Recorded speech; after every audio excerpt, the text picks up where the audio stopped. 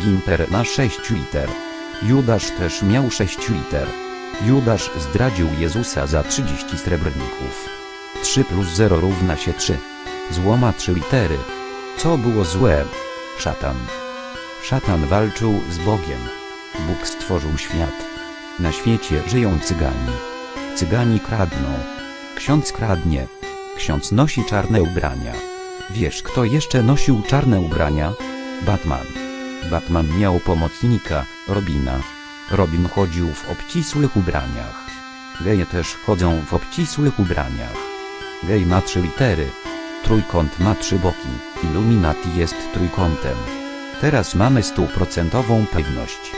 Gimper to Illuminati.